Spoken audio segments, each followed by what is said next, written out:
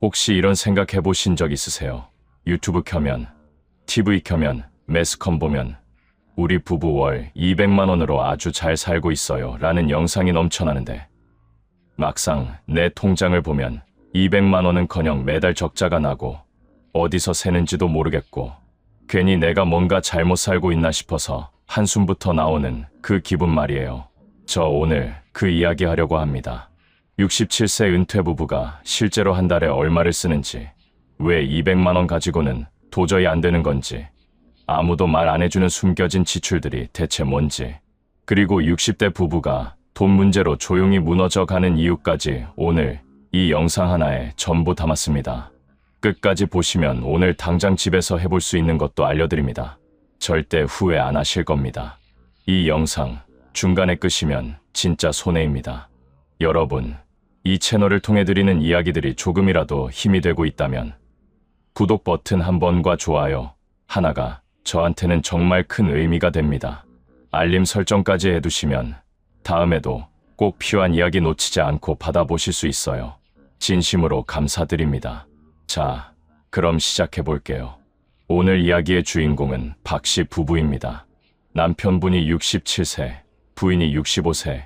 남편은 중소기업에서 32년을 일하다가 4년 전에 은퇴했고, 부인은 그보다 조금 일찍 60세 되던 해에 작은 카페 일을 정리하셨어요. 두 분 합쳐서 받는 국민연금, 기초연금 34만 원, 매달 약 220만 원. 여기에 가끔 자녀들이 드리는 용돈 조금. 이게 이 부부의 한 달 수입 전부입니다. 집은 경기도 외곽의 32평짜리 아파트. 본인 소유라 전월세는 없어요. 이 정도면 유튜브에서 말하는 200만 원으로 충분히 산다는 공식에 딱 맞는 것 같지 않으세요? 그런데 이 부부, 매달 적자가 납니다. 그것도 50만 원에서 많으면 100만 원 가까이요. 저 처음에 이 이야기 들었을 때 솔직히 의아했어요. 집도 있고 연금도 200이 넘고 자녀 교육비도 없고 대출도 없는데 어떻게 적자가 날 수 있지 싶었거든요. 근데 이 부부한테 실제로 한 달 지출을 처음부터 끝까지 다 적어달라고 했더니 거기서 보이더라고요. 유튜브 어디서도 말 안 해주는 60대 부부의 진짜 지출 구조가요. 일단 식비부터 봤어요. 두 분이서 드시는 거니까 많지 않을 것 같죠. 그런데 두 분 합쳐서 한 달 식비가 65만 원이 나왔어요. 두 명 치고는 좀 많지 않냐고요? 여기서 첫 번째 함정이 있어요. 60대 이후에는 몸이 예전 같지 않으니까 좀 더 신경 써서 드시게 되거든요. 짜게 먹으면 안 된다. 가공식품 줄여야 한다. 단백질 챙겨야 한다 하다 보면 자연스럽게 신선한 재료, 건강에 좋은 것들을 사게 되는데 이게 생각보다 훨씬 비싸요. 마트 가서 삼겹살 대신 소고기 사고 배추 한 포기 사도 유기농으로 사고 두부 하나를 사도 국산으로 고르다 보면 장바구니 금액이 예전보다 훨씬 많이 나와요. 그리고 또 하나, 이 나이에 외식을 아예 안 하시는 분 거의 없어요. 한 달에 서너 번 가까운 국밥집, 칼국수집 가시는 거. 이게 없으면 삶이 너무 삭막해지거든요. 그 외식비가 한 달에 15만 원에서 20만 원 사이예요. 그러니까 식비 하나만 해도 60대 부부는 생각보다 훨씬 많이 나옵니다. 두 번째로 공과금이에요. 이게 진짜 아무도 제대로 얘기를 안 해줘요. 전기세, 가스비, 수도세, 인터넷, 핸드폰 2대. 여기까지만 해도 한 달에 25만 원에서 30만 원이 나와요. 겨울에 보일러 틀면 가스비가 훌쩍 뛰고 여름에 에어컨 켜면 전기세가 올라가죠. 그런데 이 나이 되면 추위도 더위도 더 잘 타요. 예전에는 에어컨 없이도 견뎠는데 이제는 못 견뎌요. 그러다 보니 공과금이 생각보다 훨씬 많이 나오는 달이 자꾸 생깁니다. 박씨 부부 지난 여름에 전기세가 한 달에 10만 원 가까이 나왔대요. 요즘 전기세 올랐잖아요. 이게 고정비인지 변동비인지 모를 만큼 매달 들쭉날쭉해서 예산을 짜기가 너무 힘들다고 하시더라고요. 자, 이제 아파트 관리비 얘기해야죠. 32평짜리 아파트 관리비, 경기도 외곽이라 서울보다는 덜하지만 그래도 한 달에 20만 원 안팎이에요. 주차비, 청소비, 승강기 유지비, 장기 수선 충당금 이런 것들 다 포함하면요. 오래된 아파트일수록 관리비에 수선 비용이 더 붙기도 하고 어쩌다 특별 수선이라도 생기면 별도 납부 고지서가 날아오기도 해요. 이게 그 달에 갑자기 나오면 그달 예산이 완전히 무너져 버립니다. 여기까지가 뭐 기본 중에 기본이에요.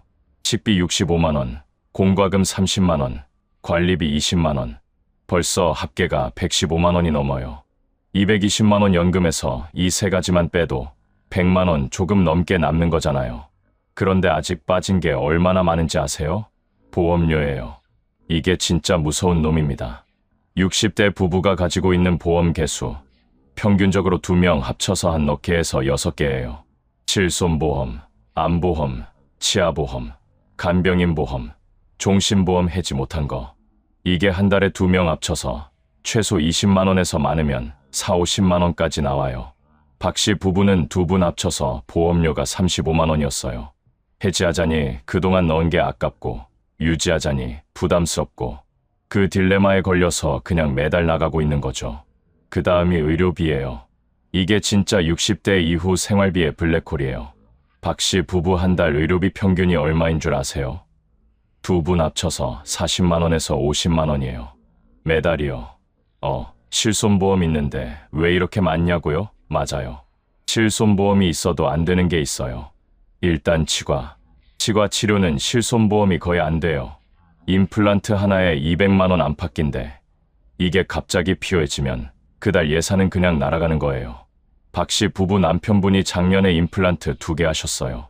400만 원 가까이 나왔어요. 이걸 한 번에 내기 힘드니까 2달로 나눠서 냈는데 그 2달 동안 생활이 얼마나 빠듯했는지 모른다고 하셨어요. 그리고 실손보험 있어도 병원에 자주 다니면 자기 부담금이 쌓여요.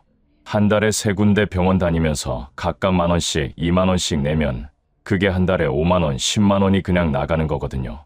관절 때문에 정형외과, 혈압 때문에 내과, 눈 때문에 안과.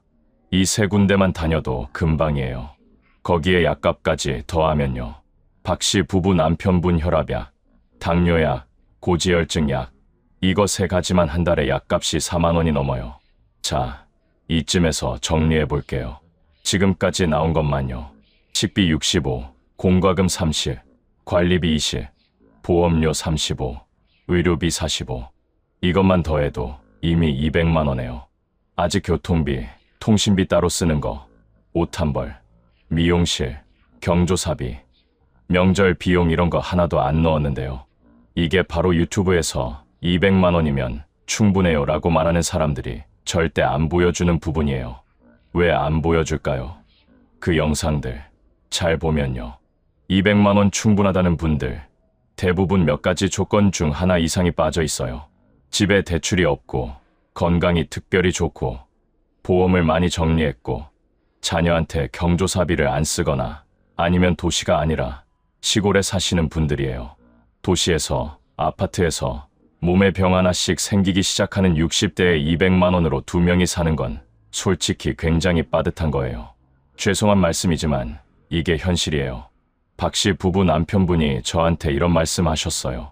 나는 30년 넘게 열심히 일했는데 왜 이 나이에 마트에서 장 볼 때 이게 사도 될지 말지를 계산해야 하냐고요. 이 말이 가슴에 콱 박혔어요. 그게 잘못된 게 아니에요. 억울한 게 맞아요. 그 감정이 정상입니다. 근데 그러면서 또 부인이 옆에서 이런 말씀 하시더라고요. 우리 둘이 같이 있어서 그나마 이 정도지. 혼자였으면 어떻게 버텼겠냐고요. 이 두 분 이야기를 들으면서 저도 참 많은 걸 느꼈어요. 그렇다면 대체 왜 60대 부부 생활이 이렇게 힘든 걸까요? 돈 문제만이 아닌데 돈 문제처럼 느껴지는 이유가 따로 있어요. 첫 번째는 지출 패턴이 바뀌지 않았다는 거예요. 이게 진짜 핵심인데요. 은퇴를 하면 수입은 확 줄어드는데 지출 습관은 일할 때 기준으로 세팅된 채로 그냥 이어지거든요. 예를 들어서 일할 때 쓰던 통신비, 여가비, 외식 횟수 이런 것들이 은퇴 후에도 거의 비슷하게 유지돼요. 이게 자연스러운 거긴 한데 수입이 반 이하로 줄었는데 지출은 7, 80%가 유지되면 당연히 적자가 나는 거죠. 박 씨 부부 남편분이 일하실 때 매달 50만 원씩 취미생활, 골프나 등산 장비 이런 거에 쓰셨대요. 은퇴하고 나서 한 20만 원으로 줄이기는 했는데 그게 쉽지 않다고 하시더라고요. 뭔가 하나라도 계속 있어야 살 것 같다고요. 이게 사치가 아니라 심리적 생존의 문제예요. 30년 넘게 일하면서 몸에 밴 루틴과 소비 패턴이 은퇴 선언 한 번으로 갑자기 바뀌지 않아요. 이건 의지의 문제가 아니에요. 몸이, 뇌가 기억하는 패턴이에요. 그러니까 스스로를 너무 탓하지 마세요. 두 번째는 예측 불가능한 비용들이 계속 생긴다는 거예요. 이게 60대 이후 생활의 특징인데요. 젊을 때는 큰 지출이 있어도 어떻게든 벌어서 메울 수 있었잖아요. 근데 은퇴 후에는 수입이 고정돼 있으니까 갑자기 뭔가 생기면 그냥 빚이 되거나 아니면 자녀한테 손을 벌려야 하는 상황이 되는 거예요. 박 씨 부부 경우에는 작년에 이런 일이 있었어요. 아파트 보일러가 갑자기 고장 난 거예요. 수리비가 70만 원이 나왔어요. 그달에 그냥 70만 원이 날아간 거잖아요. 거기에 남편 치과 치료, 부인 무릎 주사 맞는 거 이런 게 같은 달에 겹치면 그 달은 그냥 수렁이에요. 이런 달이 1년에 서너 번은 꼭 있다고 하시더라고요. 그러니까 200만 원이 매달 딱 들어온다고 해도 이런 달 서너 번이면 그 한 해 전체 예산이 무너지는 거예요. 이게 계획을 못 세워서가 아니에요. 삶이 원래 그런 거예요. 근데 젊을 때는 더 벌면 됐는데 이제는 더 벌기가 쉽지 않으니까 그 충격이 훨씬 더 크게 느껴지는 거죠. 세 번째가 제가 오늘 가장 하고 싶은 이야기예요. 돈 문제가 부부 관계를 갉아먹기 시작한다는 거예요. 처음에는 티 안 나요. 그런데 조금씩 쌓이는 거예요. 남편이 골프 한번 치러 간다고 하면 부인 눈치 보이고, 부인이 손주 선물 사러 간다고 하면 남편이 또 샀어 소리 나오고, 이게 맨 처음에는 말로 하지도 않아요. 그냥 눈빛으로, 한숨으로, 짧아지는 대답으로 쌓이는 거예요. 그러다가 어느 날 사소한 거 하나로 폭발하는 거죠. 박 씨 부부 부인분이 이런 말씀하셨어요. 남편이 은퇴하고 집에 있게 되면서부터 우리가 이렇게 매일 얼굴 보게 될 줄은 몰랐어요. 처음에는 좋을 것 같았는데 한 공간에 두 사람이 하루 종일 있으니까 작은 것도 다 보이는 거예요. 그리고 돈 얘기가 나올 때마다 서로 조심하게 되고, 그 조심하는 게 오히려 더 어색하고 불편해요라고요. 이 말이 정말 많은 걸 담고 있어요. 30년 넘게 각자 일터에서 보내다가 갑자기 하루 종일 같은 공간에 있게 되는 거잖아요. 이게 낭만적으로 들리지만 실제로는 굉장히 낯선 경험이에요. 서로를 잘 안다고 생각했는데 하루 종일 같이 있어 보니까 모르는 면들이 보이기 시작해요. 남편이 이렇게 TV를 오래 보는 사람인 줄 몰랐고, 부인이 이렇게 지인 통화를 자주 하는 사람인 줄 몰랐고, 이게 싫어서가 아니라 그냥 낯선 거예요. 근데 거기에 돈 스트레스까지 더해지면 그 낯설미 갈등으로 번지기 쉬운 거죠. 실제로 통계를 보면요. 우리나라 60대 이상 황혼이혼 비율이 20년 전보다 3배 이상 늘었어요. 그리고 황혼이혼 사유 1위가 성격 차이라고 나오지만 실제로 그 성격 차이 뒤에 있는 가장 큰 갈등 요인이 뭐냐 하면 생활비와 돈 문제예요. 이게 드러나지 않아서 그렇지 은퇴 후 부부 갈등의 중심에는 거의 항상 돈이 있어요. 무서운 얘기지만 이게 현실이에요. 그리고 이게 남의 얘기가 아닌 분들이 지금 이 영상 보고 계신 분들 중에 분명히 계실 거예요. 그렇다면 200만 원으로 진짜 사는 부부들, 이분들은 어떻게 사는 걸까요? 저도 궁금해서 실제로 찾아봤어요. 진짜 200만 원 안에서 생활하는 60대 부부분들. 물론 계세요. 근데 이분들한테 공통점이 있어요. 첫째로 이분들 대부분 지출을 철저하게 항목별로 관리하시는데 이걸 억지로 하는 게 아니라 습관으로 만드셨어요. 매달 초에 이번 달 우리 예산은 이거야 하고 부부가 같이 앉아서 정하는 거예요. 그리고 그 예산 안에서 움직이는 게 몸에 배신 거예요. 박 씨 부부처럼 어디에 얼마 나가는지 모르는 채로 그냥 쓰다 보면 한 달 지나고 나서 왜 이만큼 썼지? 가 반복되는 거거든요. 돈이 없는 게 아니라 돈이 어디 가는지 모르는 게 더 큰 문제인 경우가 생각보다 많아요. 둘째로 의료비를 줄이기 위해서 예방에 투자하시는 거예요. 이게 역설적인 것 같지만 진짜예요. 돈 아낀다고 병원을 안 가는 게 아니라 오히려 꾸준히 건강을 챙겨서 큰 병이 안 생기게 하는 거예요. 매일 30분 걷기, 싱겁게 먹기, 혈압 혈당 꾸준히 체크하기. 이게 당장은 시간만 쓰는 것 같아도 나중에 입원이나 수술 안 하면 그게 몇백만 원 절약이에요.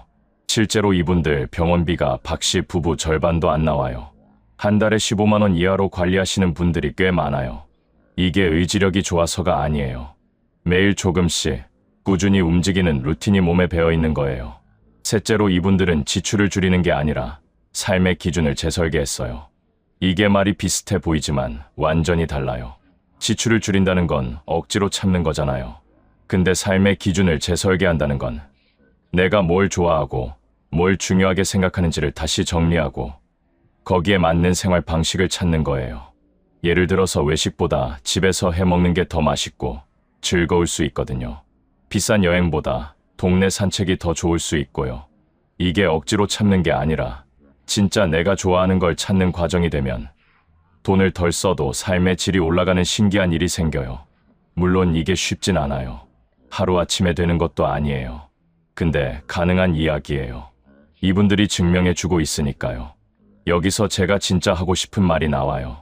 60대 부부가 지금 힘든 이유가 단순히 돈이 모자라서가 아닐 수 있어요. 돈 문제는 눈에 보이는 증상이고 진짜 문제는 따로 있는 경우가 많아요. 그게 뭐냐 하면 은퇴 이후의 삶을 어떻게 살아야 하는지에 대한 그림이 없다는 거예요. 일할 때는 목표가 있었잖아요. 아이 대학 보내야 하고 집 마련해야 하고 노후 준비해야 하고 근데 막상 은퇴하고 나면 그 목표들이 다 사라지는 거예요. 아이들도 컸고 집도 있고 이제 어떻게 살아야 하지? 이 질문 앞에서 많은 분들이 그냥 멍하니 서 있게 되는 거예요.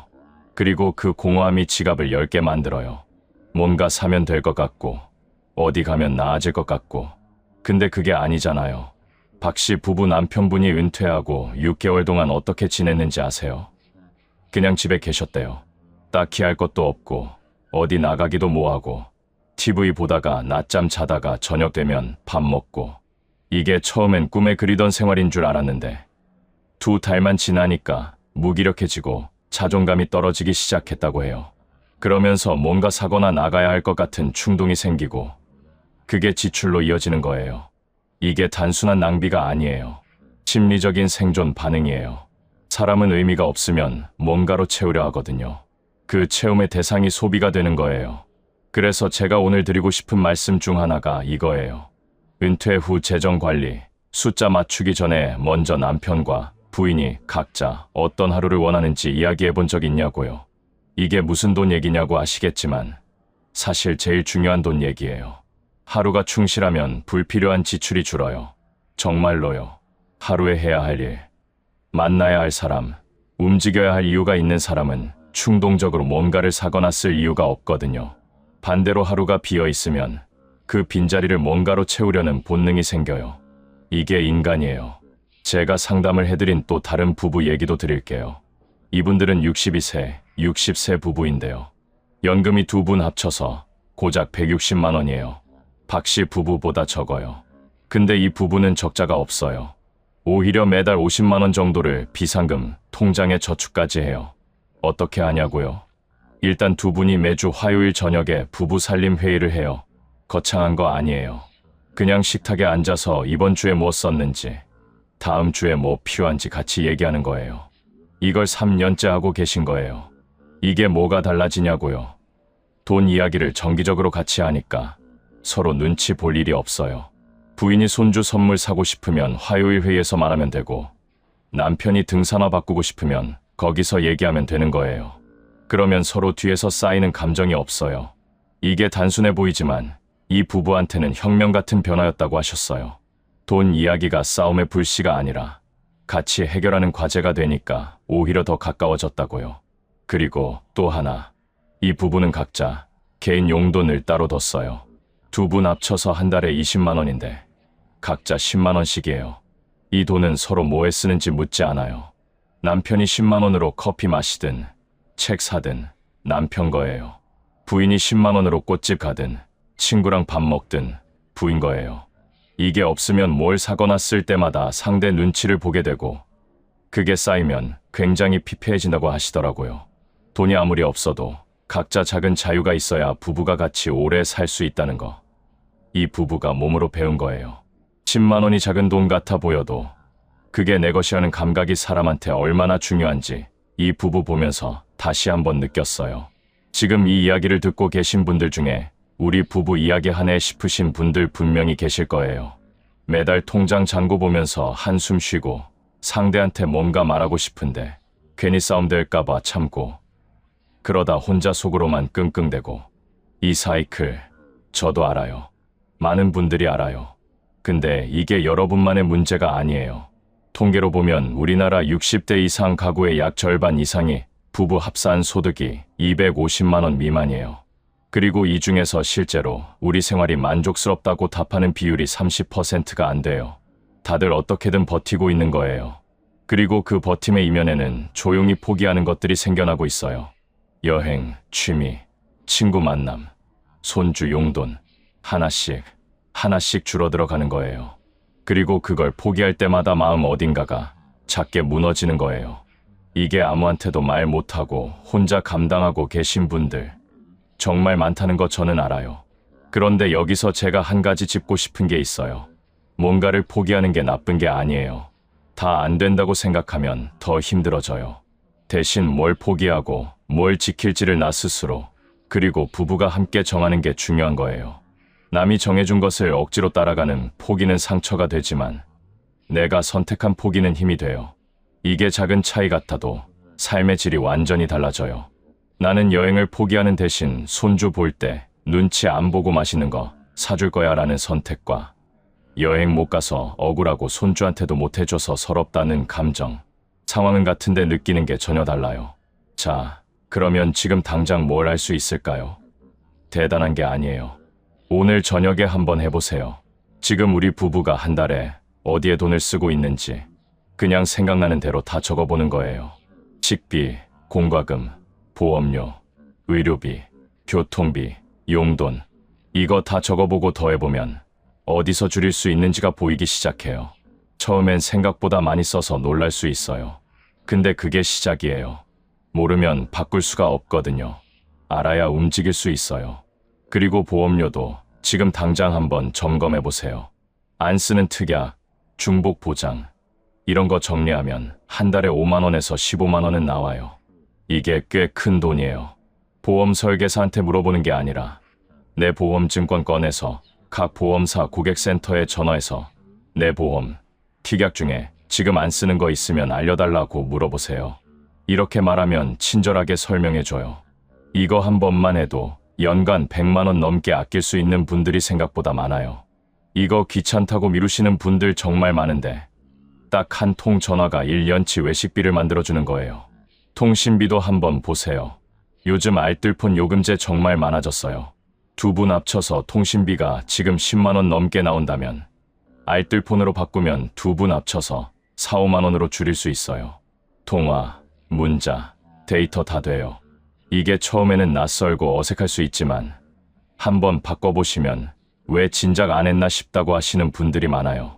한 달에 5만 원이면 1년에 60만 원이에요. 이게 절대 작은 돈이 아닙니다. 마트 장 볼 때 요령도 있어요. 요즘 대형마트 앱에 할인 쿠폰이 많이 나와요. 매주 수요일이나 목요일에 신선식품 특가가 많고 매달 특정 카드로 계산하면 할인해주는 날도 있어요. 이런 거 한두 개만 챙겨도 한 달 식비에서 2만 원에서 5만 원은 아낄 수 있어요. 이게 귀찮아 보여도 1년으로 치면 60만 원이에요. 절대 작은 돈 아닙니다. 그리고 요즘 동네마다 전통시장 가면 마트보다 훨씬 싸고 신선한 걸 살 수 있어요. 장 보는 게 장소를 조금 바꾸는 것만으로도 한 달 식비에서 1만 원에서 2만 원은 금방 줄어요. 그리고 경조사비 얘기도 빠지면 안 되죠. 이게 진짜 60대 지출에서 의외로 큰 비중을 차지해요. 친구들 결혼, 자녀 결혼식, 지인 부모님 장례, 동창 생일 모임, 이게 한 달에 서너 번만 겹쳐도 15만 원에서 30만 원이 훌쩍 나가요. 이걸 줄이기도 애매하고 안 가기도 애매한 게 경조사잖아요. 이런 경우에는 미리 경조사 비상금을 따로 매달 10만 원씩 적립해두는 게 훨씬 좋아요. 갑자기 나가는 것처럼 느껴지면 그게 훨씬 더 아깝고 스트레스가 되는데 이미 적립해둔 돈에서 쓰면 심리적으로 훨씬 가벼워요. 마지막으로 이 얘기 꼭 드리고 싶어요. 지금 60대 부부가 힘든 건 여러분이 못 살아서가 아니에요. 준비가 덜 되어서도 아니에요. 우리 사회가 은퇴 이후의 삶에 대해서 너무 아무 준비도 안 해줬어요. 일하는 방법은 가르쳐줘도 은퇴 후에 어떻게 살아야 하는지는 아무도 안 가르쳐줬잖아요. 학교에서도 회사에서도 그 누구도 당신이 일을 멈추고 난 다음의 삶은 안 가르쳐줬어요. 그 빈틈에서 지금 여러분이 알아서 헤쳐나가고 있는 거예요. 매달 통장 보면서 계산하고 아끼고 줄이고 참고 그러면서도 부부 사이 지키려고 노력하고 이게 얼마나 대단한 일인지 진심으로 존경스럽습니다. 200만 원이면 충분하냐 아니냐. 이 질문의 정답은 없어요. 어떤 분들한테는 충분할 수 있고 어떤 분들한테는 턱없이 부족할 수 있어요. 그 차이를 만드는 건 숫자가 아니에요. 그 돈을 어떻게 쓰느냐, 그리고 그 돈에 대해서 부부가 어떻게 이야기하느냐가 진짜 차이를 만드는 거예요. 오늘 이 영상이 그 대화를 시작하는 작은 불씨가 되었으면 좋겠어요. 오늘 이야기 어떠셨어요? 어디선가 내 이야기처럼 느껴지셨다면 그 마음 충분히 이해해요. 30년 열심히 일하고 자식들 키우고 집 한 채 만들어 놓고 나서 막상 은퇴하고 보니 통장이 왜 이리 빠듯한지 그 억울함 당연한 거예요. 잘못 산 게 아니에요. 200만 원이면 충분해지려면 숫자만 맞추는 게 아니라 부부가 같은 방향을 보고 있어야 해요. 어디에 쓰고 어디를 줄이고 어떤 하루를 함께 살고 싶은지 그 이야기를 같이 해야 해요. 오늘 이 영상 보셨으면 오늘 저녁에 딱 한 가지만 해보세요. 부부가 식탁에 같이 앉아서 이번 달 지출을 같이 적어보는 것. 거기서부터 시작이에요. 그 작은 시작이 여러분 부부의 노후를 조금씩 천천히 그리고 분명히 바꿔줄 거라는 거 저는 진심으로 믿습니다. 오늘도 끝까지 함께 해주셔서 진심으로 감사드려요. 다음 영상에서는 60대 이후 절대 손대면 안 되는 지출 5가지 이 이야기로 찾아올게요. 꼭 기다려주세요.